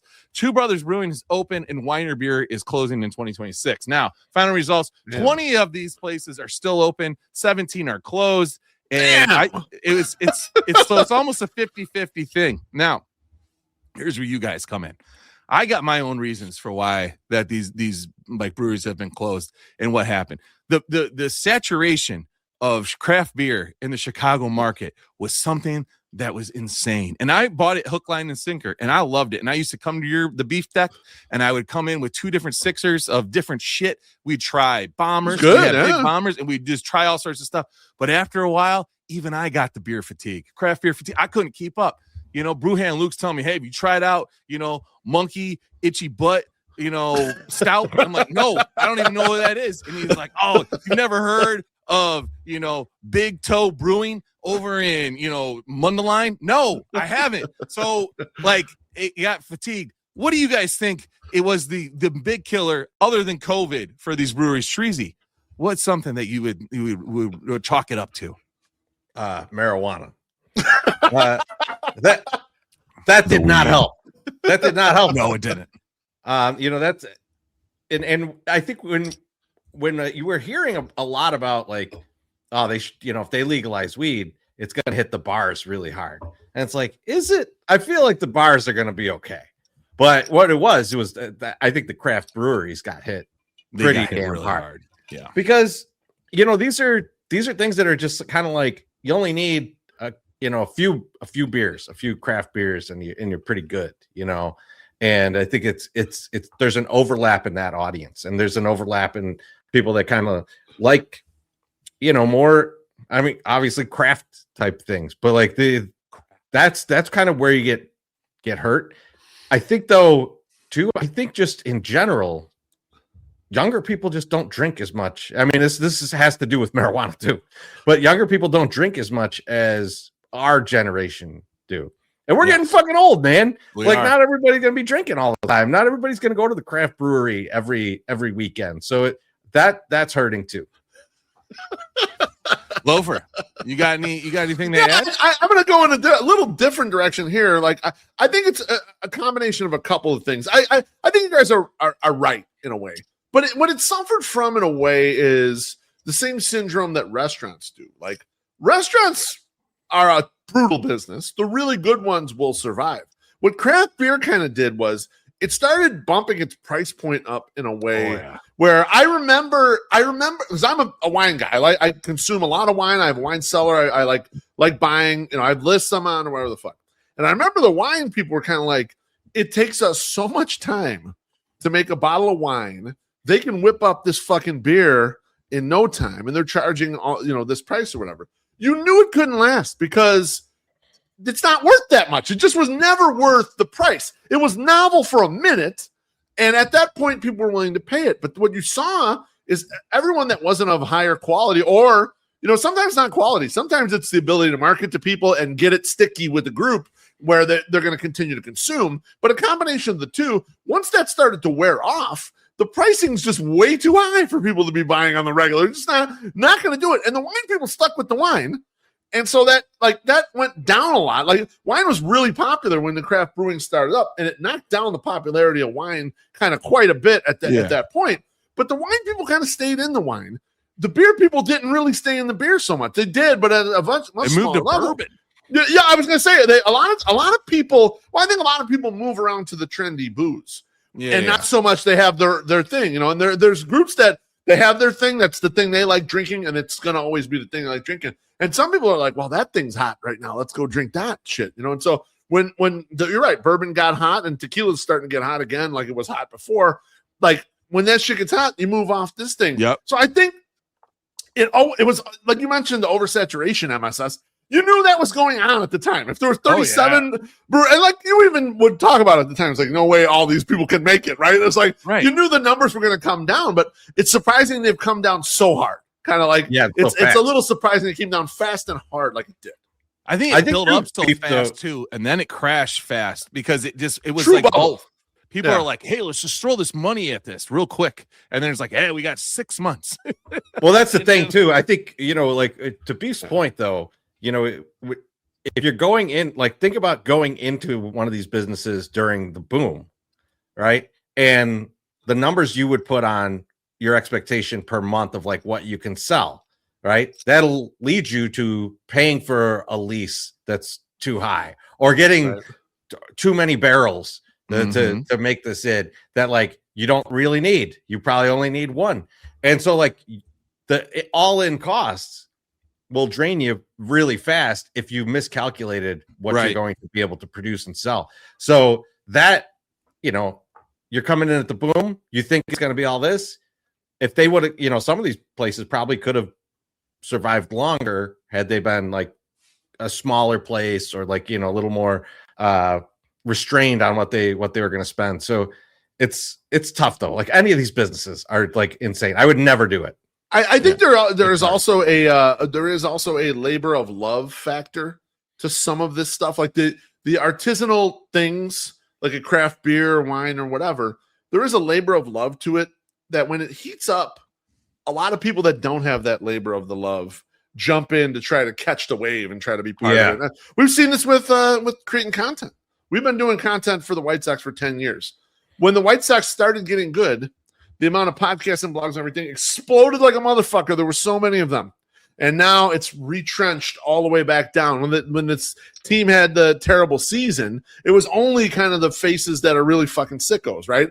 That like a lot of this stuff retrenches back to this is all this person's going to be doing. They're going to be making beer in some way, shape, or form, and they're going to make that fucking business work. It's not a Johnny-come-lately, we're going to make a hot club out of our fucking, brew pub or whatever the fuck. And those guys are gone. They're cooked. They're finished. Yeah.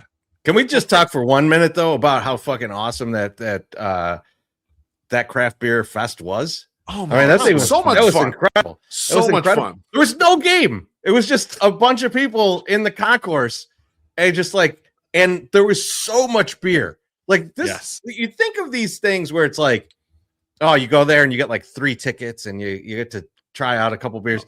There's like 37 breweries and it was unlimited. Like I know there was tickets. There was, only put so much in this cup. Yeah. No one was paying attention to that. We actually, the Sox kept yelling at us because they'd come by and we were supposed to have like these little kind of tiny glasses. Which I still have one or two of them hanging around, the little glasses. And the guy from 18th Street, his last name was Ramos too. And he was like, just at that, he was like, I'm bringing you guys beer all day. And he's giving us 16 ounces. And he's just putting them on the thing. And we're like, okay, we're going to drink these. And the Sox coming by like, got to put those away. Little, oh, no, it's fine. It's fine. And that's when the people are coming up. We're like little Henry. Give me some of that. Give me some of that. It's like, that's our beer. That's what I'm have a Sodfather bobblehead that's filled with termites. That'll be gone. Take it easy. Okay. Carpenter ants, I'm sorry. But no, great topic, MSS, and great, like, just reflection back on what the world was at one point. I mean, like, obviously, Bader Brown was our first big sponsor, and we would go there all the time. And like, it wasn't for lack of people liking their beer. People would go to the brew pub all the time. They had good food there and everything. They did. It's just it's a bubble. It was a bubble and kind of burst. Well, they bought in. I will die on this hill that they had too much. Their expenses were obviously way too high. The nut was too high. Yeah. But they were also just like 3 to 5 years too early. I think they would still be around had it, because it crested. People got tired of those big ABV, huge ass beers. They needed lagers, and their whole system was lager. It was all lagers with flavor, and it was like that's what that. One of you all fucking posted the dry Schwartz today, which it was just such a great. That was my favorite. That was so good from there, because it was a light porter. It was just the greatest. It was a Schwarzenbach. I don't know. It was Schwartz so beer. Fucking good. And I miss that beer. I miss that can. They had great looking shit. They were just too early. They were just too fucking early. And we knew it when we were in that goddamn thing. And I'm giving them marketing ideas, and they're like, yeah, we should try that. And I was like, they're fucked, because I don't know what I'm talking about. And they're thinking that's a great idea. And I'm like, we're fucked. So I saw a wrestling match there. This is how big Bader Brown was too. I went the rest of the space. They're downstairs. They had this like where the actual brewing was happening. They had this huge event space down there too, and they did a full on fucking wrestling match down there, and it was packed. It was like the day before. It was the day before Thanksgiving. Real ass wrestling. The people were like these guys, and this is like local wrestling, so these people are nuts. Like you see it, bro. You see the stuff on TV, and like. You know, they got all these safety precautions in place. There was people just jumping out, landing on the cement, and like just popping out. And I'm just like, that should have killed you. Like, there's not an athletic way to land face first on cement. That's like, oh, he's a stunt person. He's fine. You lost 8 teeth for the love of the game. Sock Slave 6782, the originators of the session beer, and 100%. It really was, because everything was crushable. They're like, it's crushable, like everything was crushable because you could just drink it. So lawnmower lager, man. Except for that fucking fruit tsunami. Oh my god, tsunami! The mind eraser, MSS. That shit would fuck you up, and you're like, it wasn't even like you felt it getting fucked up. You're like, oh shit, I'm entering drunk territory. It would be, oh hey, I've had my 5th, and then like you're walking, and all of a sudden your pants are on your head, and you're like, what the fuck just happened? How did this happen? That shit. And what's crazy is they had like that. They had like that Imperial IPA. Yes, was like 1,000,000%, but it was the fruit tsunami that got everybody. Yep. I think it was just because it was like so smooth going down, and it had kind of like a green tea even-ish flavor in there and stuff, and like it was delicious, and but everybody just drank it way too goddamn fast. It went down easy, like how dare you. So K-Dog, Matt Ramsey wants to take us, wants to go to Weiner before they close in March. And I said, I have not responded to it, but I will go. I will go down there and we'll go drink some beers. It's not that far away, so you guys are coming too. We'll go down there and we'll have a couple drinks and then go to the Aldi. And I'll show you all the bargains. The Aldi. So we're doing this like midday on a Tuesday. I love it. Yes. We got to take the day off of work, Teresa. Got a drink for our guy Jerry. He says R.I.P. Fruit Tsunami. Yeah. Oh yeah, man. It's time to pour one out. I appreciate that, Jerry. Beef, you got any cans of that left? I did have empty cans of it. I don't know if I still have them in my garage, but I had like 3 empty cans of that, and I had 3 empty cans of the Imperial as well. And I held on to them for a really long time. I'm not Imperial sure. Lager. Yeah. And it was like 8%, like you mentioned, Teresa, 8 or 9%, something like that. Yeah. It was like they also had one of the best Christmas beers I've ever had. Oh, like that Baltic Porter. And it was like it was like a chocolately, but like had like a little hint of orange. It was like, oh man. Part of our deal too was get the growlers and all that shit. I mean, like we would drink so much of that beer. Like there is currently some craft beer place that's missing out on providing us stuff because the amount of promotion they got for that shit. Yeah, we all got them. Yeah. Where's yours at, Loaf? The Pilsner was I'll turn that around. The Pilsner was probably my favorite beer that they had there. I got the lawnmower. Yeah. Dude, you had to have that. That's my favorite, man. I love the lawnmower. When former managing partner Justin over at Wings and Rings, like he was like, hey, I got to clean out my storage unit. You want some of this shit? He brought over these tap handles, and I was like, oh, the boys are going to love these. And I knew that you had to have the lawnmower lager because you love that fucking thing. That was my favorite. I used to love doing videos, like short videos on Twitter out of the hot tub with the lager, especially like on a Saturday morning before we're going to go to a game to shoot a couple things real quick, man. The best beer especially after you're hungover and hit a couple of those, you're feeling real good. Because it tasted like an IPA. Yeah, but it was light and it wasn't crazy. Crushable. Yeah, we need a beer sponsor. Right? We need a beer sponsor. We do. We gotta get on that shit. We need to get someone back in house. And I can't get back into diabetic territory. Okay. Then Trezo and I will consume it. All right. That's fine. No. All these places make the drinks now too. They make the mixed drink stuff. True. There's no sugar in those. Don't worry. Not whatsoever. Let's get a drink from Pedro here. He says, cheers, Thirsty Thursday. Pedro, cheers. Bless your heart. Cheers, Pedro. Thanks for reading the blog too. He's the first guy to comment on it. I appreciate that. Hell yeah. No, Pedro's he gets in. I read your blog today, MSS. I read it too. I was excited to see a blog. I was in a meeting. I have another one. I saw your blog pop up and I was like, I'm gonna read this in this meeting. Did you read it aloud to everybody? I did. Did you read off? I read the list. I read the list out just like MSS did to all of you. So no, it was beautiful. Hey, this is an audio podcast, okay? Sometimes to some people, so they don't see. Well, there was nothing on the screen, but you should read the blog. I was like, man, MSS is going to give the counts, and the counts are alarming. And then you're like, I'm going to read every single fucking brewery. I was like, all right, let's do it. Let's fucking do it. No, I did actually. Hang on, let me defend you, MSS. Luke. That is the way to present that.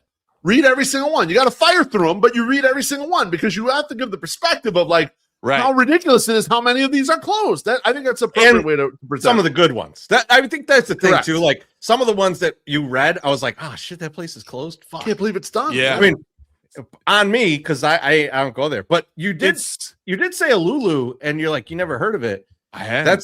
That's in Pilsen. That's a good place. Our guy good food. Luke McDowell says Goose Island has been horrible since they were bought by Anheuser-Busch. Untrue. I think that is untrue. I think that their staple beers, were not like they just didn't do as well in the market. They still sell a shitload of fucking beer, but also the smaller stuff that they have at the brewery and stuff was so good. It was top notch. They would just offload so much shit to us, especially Little Friday Lager. Little Friday Lager was well, that's their best. That's their best thing they've ever made. That's their best thing they're like, it is still good. The market caught up to what they were doing too, and I think that that's something that like doesn't get looked at a lot. Like, yes, they were the first people to put a stout in a bourbon barrel and then age it and then put it out there for people. And I think that's something that now everyone does. So you're a pioneer. You don't necessarily always are at the cutting edge, but I think they've done pretty good. But there's a lot of other people that are now specializing in these things. Not, hey, I made a great beer like 312 that people love and it's bought everywhere. but also make high-end fucking like great beers. Like it's just was that one paper umbrella? That shit was awesome. Oh my god. And then the dank detector too. Dank detector was the shit. I remember having to harass them to just give us a case of dank detector. You just like they'd always chintz it up on you and give you like 1 6-pack. It's like, come on, what the fuck? Yeah, we mix them. I was like, well, don't mix them. Just give us a whole thing of dank detector, please. We would like that. That was awesome. But yeah, it's rough. Let's get this drink here from Yump. He says, "Salud, Yump." Cheers, 508. Look at that, man. I like that. Respect it. I love it. That's because I wore the shirt on stage. That's why. That's right. Yeah. Beef. What's your local look? All right. What do you guys want? You want something that is White Sox Twitter centric, or you want something that is a little more Chicago centric? We've only done an hour and a half. Let's do both. Okay. All right. We got them both. All right. The first one, boys, I don't know if you saw this in the news, but WGN laid off a ton of on-air talent. I'll read the tweet real quickly. It says, here's the full list of WGN News on-air talent layoffs Monday, as near as I can gather. Sean Lewis, Judy Wang, Mike Jansen, Dean Richards. Oh, man, he's been an institution. Ray Cortopassi, Braun Tumulty. Yeah, she was like a lot of people were upset about her. Julian Cruz, Paul Lisnek, and Chris Bowden. That's an extraordinary loss. Yeah, WGN has been bought up by a company called Nextstar, and the layoffs are consistent with what's happening in a lot of places in media. We have a friend, I'm not going to name the friend, off the record friend, who reached out to me and said, Beef, it's way worse than this. Actually, a bunch of people not on camera have left on their own volition since this company has taken over because things are just going bad over there. Now, I was thinking about this, or stewing on this, boys, a little bit about how WGN, for one, is number one in market with regard to news. Like, if you ask anyone in Chicago, what's the news that you kind of turn to, it is WGN generally for everyone. And even in the post-Skilling era, it still is, because they've always been entertainment forward as far as like the presentation and what they're providing. But it reminded me of like doing a good job doesn't seem to matter anymore when you're doing media stuff. And we have some dear friends who were on the show Bet Sweats, which was absolutely crushing. And a new company comes on and takes over and kicks them out of there, even though they're the fastest growing show on the network, and throws them out. It's like what we're viewing right now as far as media goes is just groups want to control a certain message. They want to have a group where let's cut the profits, let's cut the costs here, let's do it PE style, and let's have the message we want pushed out into the ether. It's not about entertaining anymore. It's not about finding the truth anymore. It's just about putting out whatever the big corporate media head wants to put out into the marketplace. Beef, you said something there real quick, and like I think you should expound on it. You said PE style. Like, give a little more breadth to that. In private equity, I may know a little bit about this. Private equity, a lot of times what they do is they'll buy a business and they'll make it more efficient. And sometimes by making it more efficient means clipping out middle management or cutting costs in a certain area that is deemed wasteful.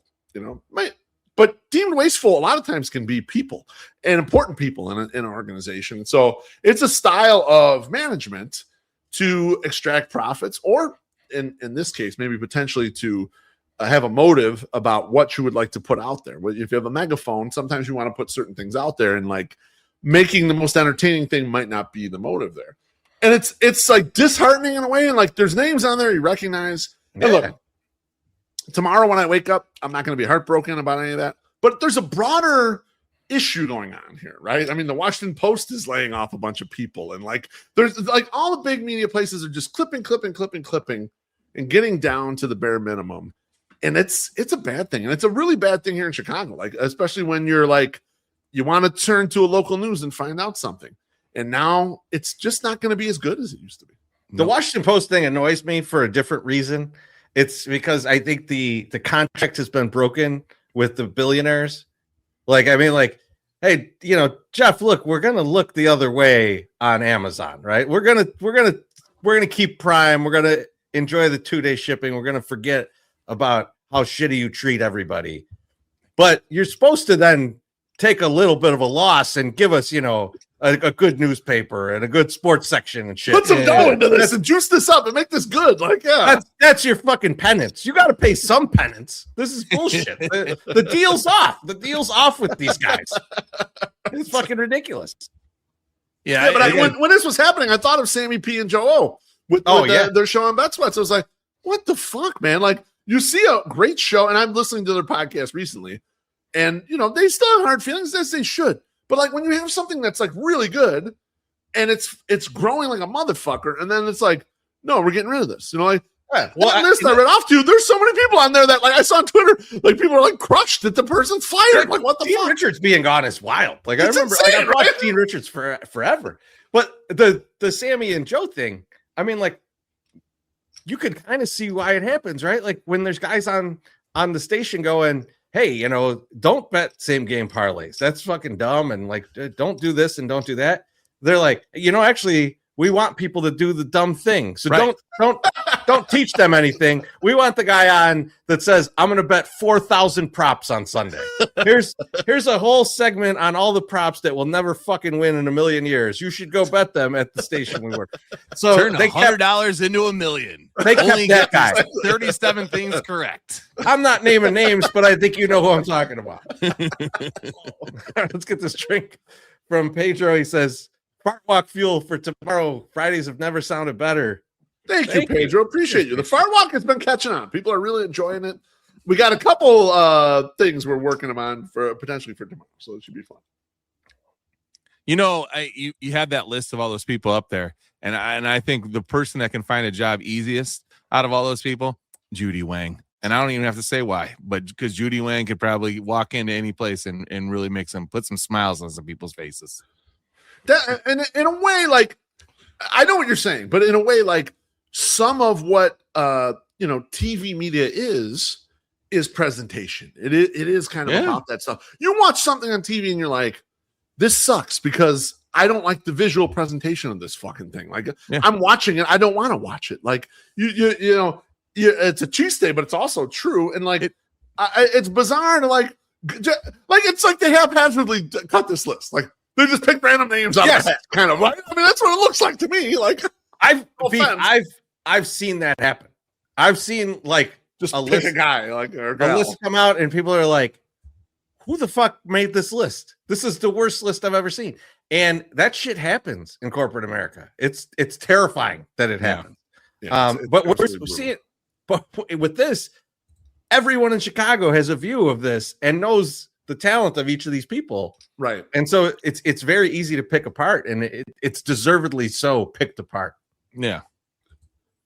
I mean, it's like it's like the beer thing too. If you like these things, you need to support these things, and you got to put the money in it, and you got to do these things because it's not, people aren't going to these sources for their news anymore or their sports updates, and if you're not doing it, then you're not going to get it.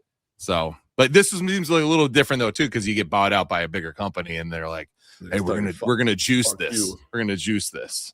Beef, you said you got another one for us. What else you got? I do. So this one is a little more personal to me. So there is a Twitter user, Sam DeRosa, who tweeted that he was going to put out a list of his top White Sox Twitter people, and I tweeted back at him.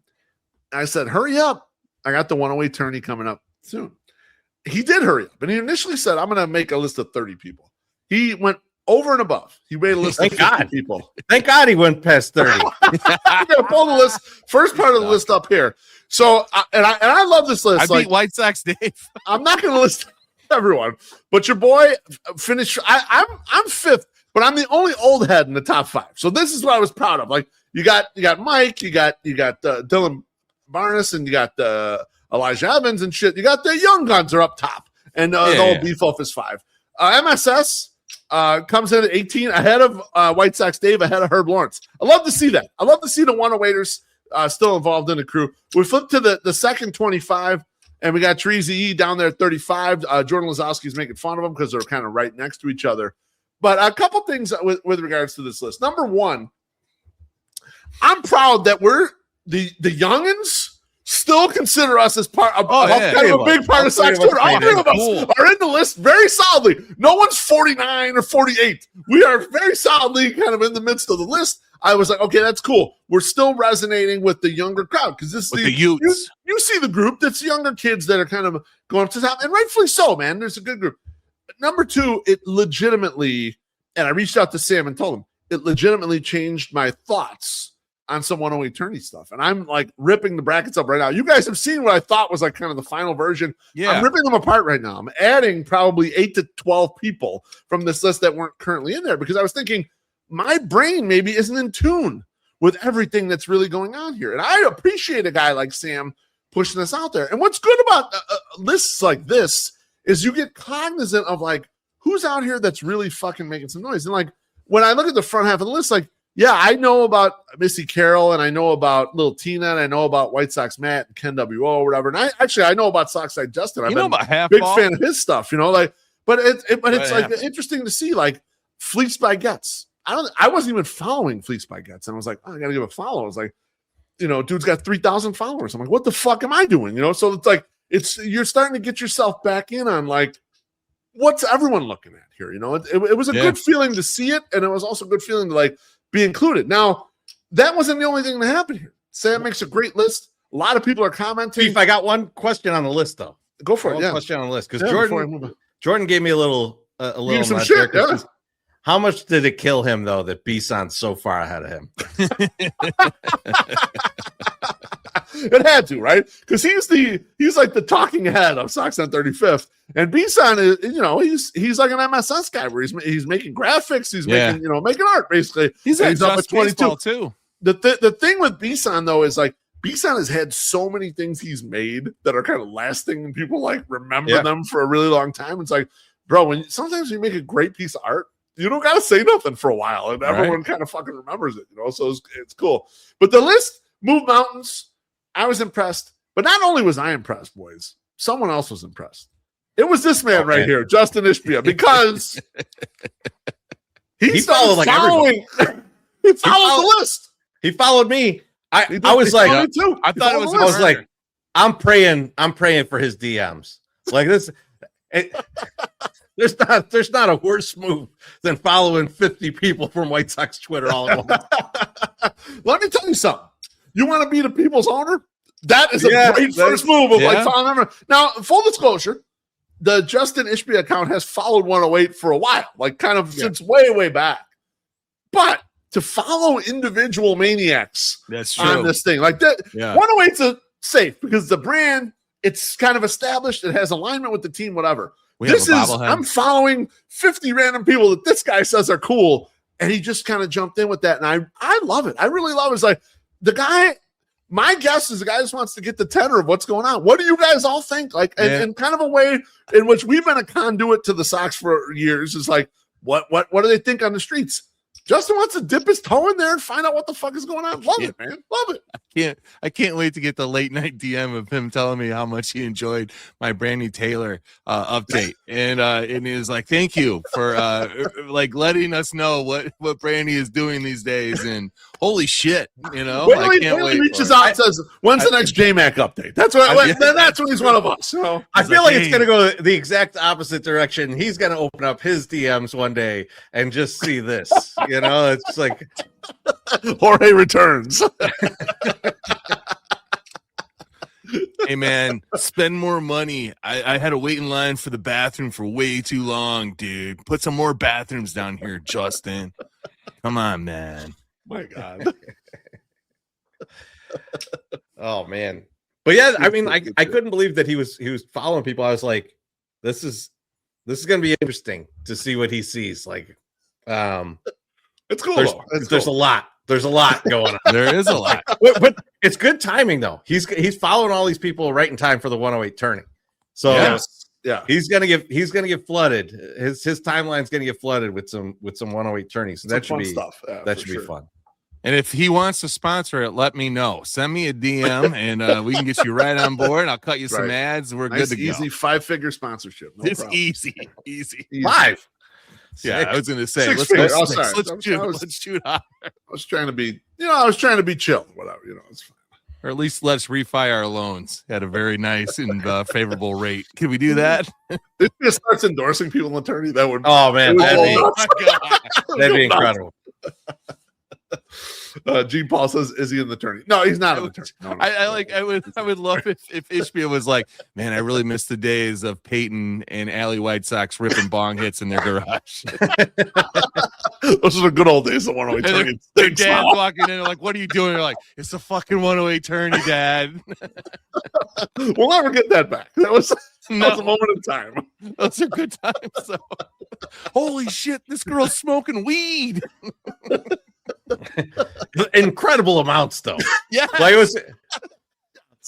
So question. It's like a 45-pound girl smoking 80 pounds of weed. It's fucking incredible. Let me get my 3-foot bong out. My God.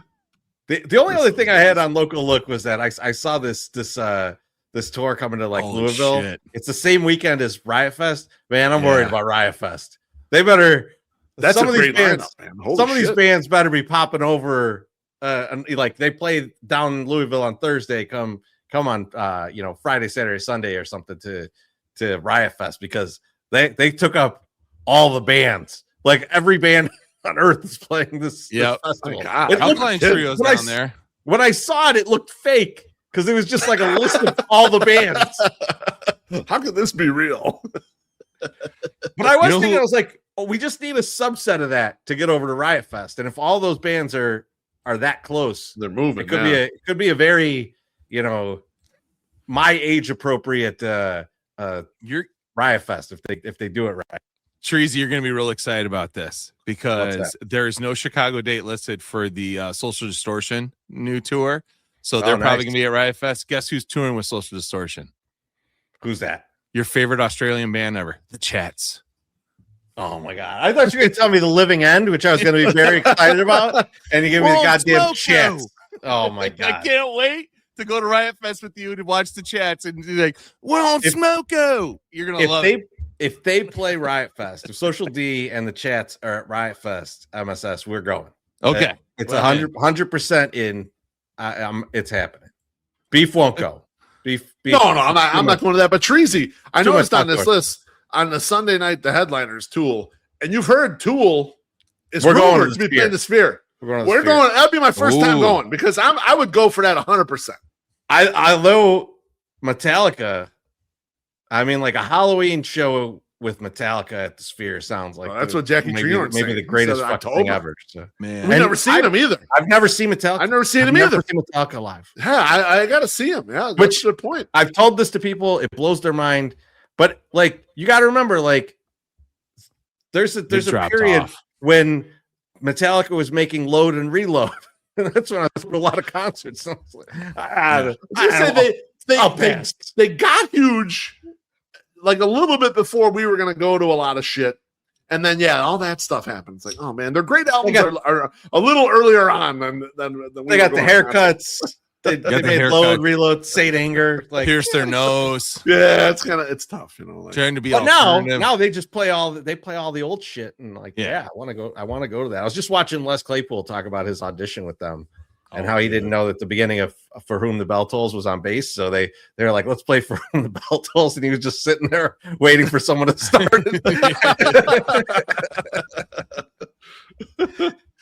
That's a great show. That's a great like podcast video that interview show. Yes, the interview with Les. Yeah, it's crazy because I had no idea him and Kirk Hammett went to high school together. which is fucking weird as hell. And he's just amazing. And like him talking about like what we're talking about is this guy like in interviews these musicians and they just start playing like they play stuff and stuff or whatever. What's this comment? I met James Hetfield at Whole Foods. Nice guy. What? That's awesome. Sox Life's out there doing it, pal. That's pretty awesome. Yeah, that's I like that. I like that little show, that show that he does, because he gets all these different musicians in and just asks them these weird ass questions and then gets very musical on them. And I thought Les Claypool was awesome because he's got a very great story. And they're like, Primus was so fucking heavy. was so fucking heavy back in the day. Like, I don't know. I really like Primus. I thought they were great. There's a great clip in there about them touring with U2 too, which is just funny. But hey, I think that's it. I think that's it. We've got all the local look in. The local look has been looked upon. Great graphic. It's now time for thank yous and GFYs. My Sock Summer, who are you thinking of GFYing? I am thanking Sam DeRosa for getting me the Ishbia follow back. That was really nice of you, buddy. I appreciate that. I was not expecting that. I literally thought it was a joke when it came across. Like, oh, some burner. And then I saw Brett Hafner's tweet that like, oh, this is a legit guy. Sweet. Also, I want to have a GFY to the guy who gave me a really, really dirty look when he was walking across the alley as I'm pulling out with my wife and family. This motherfucker had his hood up and had headphones in and is walking across where the cars are coming out. I stopped a good 3 feet before I even got close to the sidewalk, and he gave me the death stare like I did something wrong. And I looked at my wife and go, I stopped right before this guy. And she's like, yeah, you did. I don't understand why he's giving you this look. Today, we pull out. That was Wednesday. We pull out today. I go out and I don't see him, obviously walking right in front of me. I take a right. He is walking in the middle of the fucking road, not crossing at a crosswalk. And I'm like, motherfucker, you're going to get hit with your stupid ass. Take your fucking headphones out. Pay attention. Or at least do the human thing and cross at a crosswalk, you dumb fuck. So go fuck yourself. I'm just going to throw this out there. He wasn't looking at you like that because he thought you were driving poorly. That person is a murderer. You should just avoid that person. So this is what I was going to say, Treasy. MSS is going to get fucked up this summer. Like, he's going to get his ass whooped because a little too much of this right here. There's a little too much road rage. Even little bullshit like this, there's a little too much road rage. He's going to get pulled out of his car. We're going to hear a story. A man on Low Street got his ass whooped, and it's going to be MSS. It's going to be laying on the street. First of all, how dare you? I can still kick ass, okay?